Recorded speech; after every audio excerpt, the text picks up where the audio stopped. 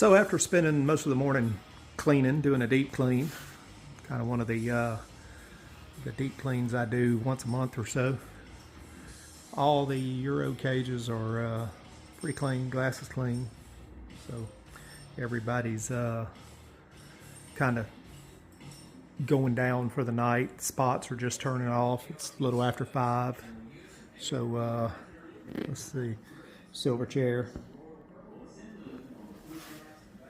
What are you doing, weirdo? Silver chair and Callie. Hey, Callie. I think a little bit she's already under her rock or her slab there. The Giraffima female, or yep, they're down. They're down. Let's see. All of those are down. There's Silver, who is the last of my baby Flasciata. I see you back there, buddy. And then his parents, they're chilling. That's Barca and Nova. What y'all doing? What's up? What's up? I think the other two, they were already went down. So Biscayne, he's probably under there, and you can see Vega's tail. But anyway, like I said, once a month I do a deep clean on all the cages, and got that done today. So should have took this video while they were still out and about. But anyway, this cage I just put in because peer pressure. I'm not going to say who, but his name starts with Josh and ends with Marky. He peer pressured me into keeping something I didn't think I was going to keep, which is one of my little baby Flavies from those two over there. So it was a busy morning pulling all these things. Basically pulled all the substrate out of all of them and cleaned it, changed it out. I keep what I do. Yeah. So you can see the rocks, the pebbles, the different sizes and mixtures of it.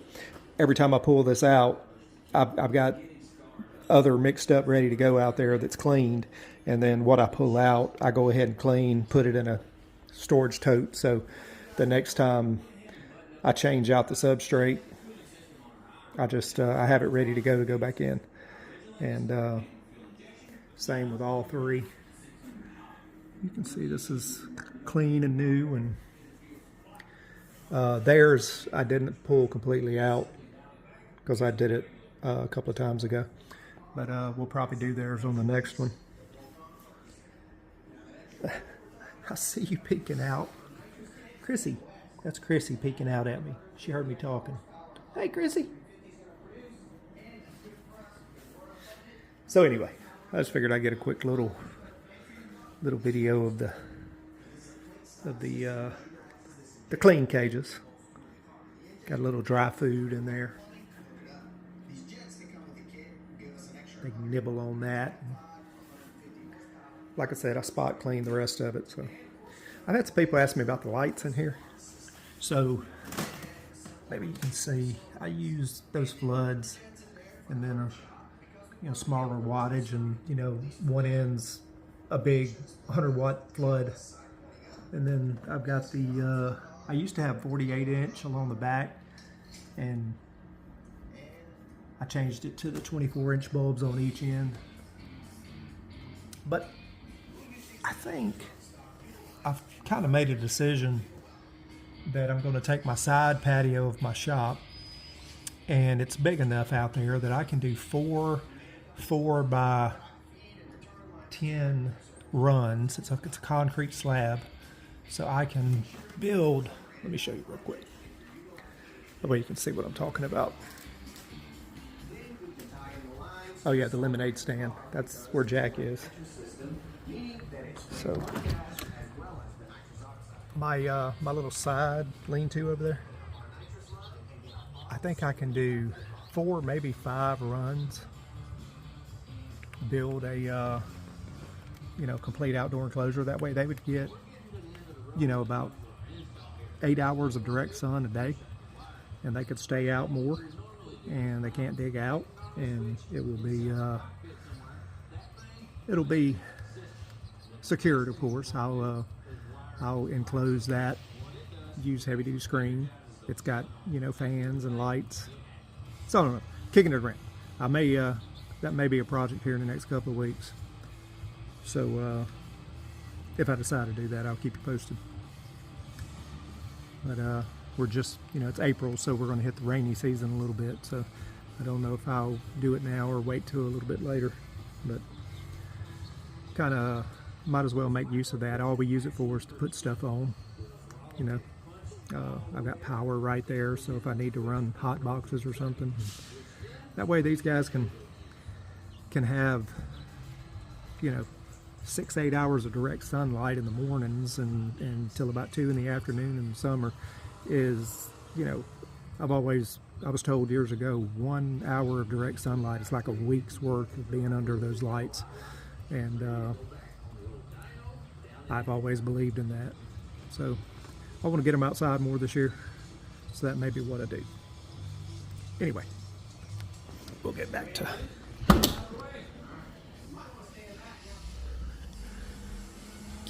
to this room. Like I said, it's late in the day. The lights are about to go out, and most of the spots have went out over here. This big cage, all the lights are on the same circuit, so they go out together. All the rest of them are staged where the spots go off at different times, and then the fluorescents go off. So about another 30 minutes, everything will be out. And there's the little troublemaker. I see you. That's Silver, the bully of all the... Yeah, you've already christened your rock, haven't you, buddy? So Silver, who I had to separate pretty early on from all the other babies because he or she wants to bully. I guess I'm going to hang on to him and grow him out, see what happens. His dad and mom are both 4 or 5 years old. Maybe keep him and see what he turns out to be for the future. And then if I can get eggs out of these two this year or even next year, maybe hold one of those back because it'll be, you know, completely different bloodlines. But anyway, let me get this back. Sorry, I'm not amphibious. I mean ambidextrous. What are you doing down there? What are you two doing? Barca? Nova? Y'all are too pretty. Too pretty. That's mom and dad to the babies. They stay together year round.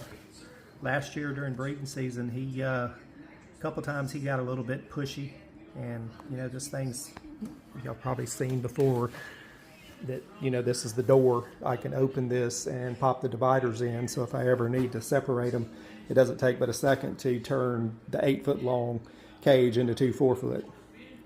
What? Do you want out? Come on. Come on, you want out? Come on. Climb on. Come on. What is it, Barker? You don't want me getting you out? No? Okay. You just wanted to see what I was doing, didn't you? You just wanted to see what I was doing. Hi.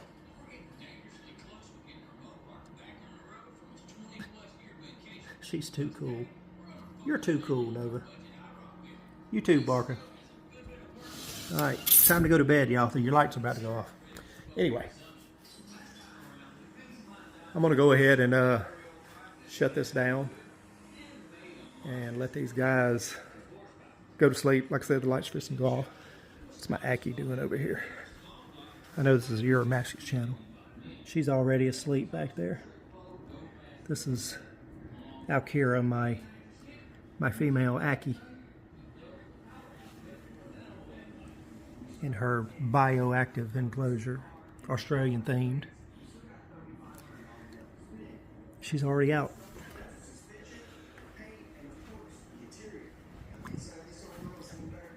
So the girls here, they're 3.5 years old, so they're not far away from, you know, being ready. Especially Silverchair here. She's a monster. See how big she is.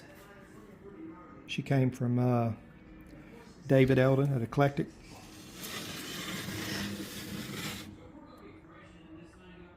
Hey, Silver. Good ball. You're funny. Got some pretty pink on her head. So I may be in the market for a boyfriend for these three. I was hoping that, you know, one of the babies were going to turn out to be a male, but it looks like I got 2 females. And I for the longest, I called her he to maybe will it that way.